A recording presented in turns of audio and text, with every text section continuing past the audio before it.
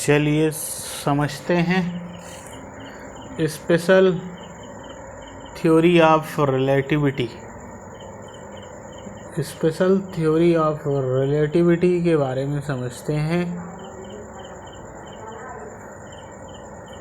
जो फैराडे के एक्सपेरिमेंट थे 12th क्लास में, जो फैराडे लॉ एक्सपेरिमेंट था, तो फैराडे के एक्सपेरिमेंट से ये ओरिजिनेट हुआ है। कौन?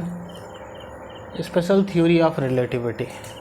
जो थ्योरी ऑफ रिलेटिविटी है वो फैराडे के एक्सपेरिमेंट से ओरिजिनेट हुआ है। जो फैराडे का एक्सपेरिमेंट था, जो हम 12वीं कक्षा में पढ़ते हैं, electromagnetic induction, Faraday law of electromagnetic induction,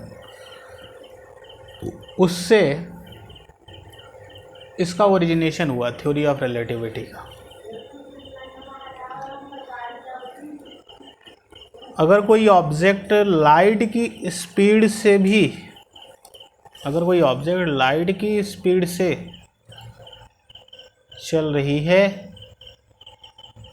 पहली बात, किसी ऑब्जेक्ट की वेलोसिटी, किसी ऑब्जेक्ट की स्पीड लाइट की स्पीड से ज़्यादा नहीं हो सकती।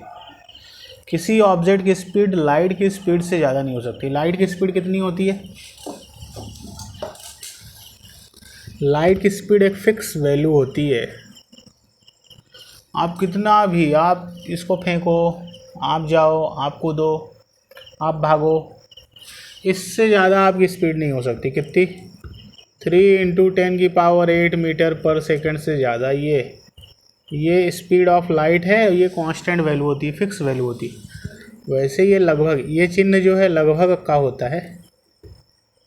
ये चिन्ह लगभग का चिन्ह है। इसको अप्रॉक्स बोलते हैं। अप्रॉक्स यानी लगभग। 3 × 10⁸ मीटर पर सेकंड होती है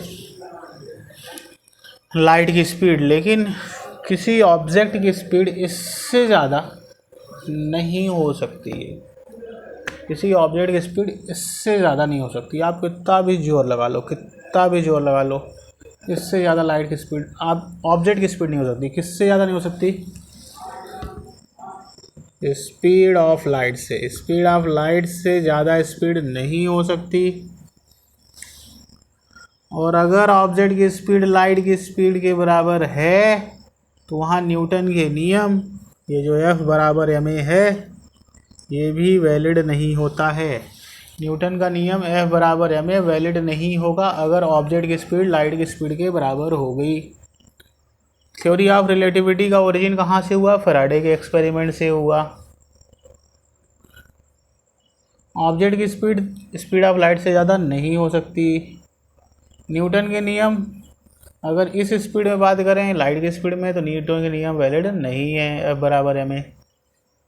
तो ये थोड़ा सा थ्योरी ऑफ रिलेटिविटी के बारे में जानकारी थी, ये हमने डिस्कस किया। और फिर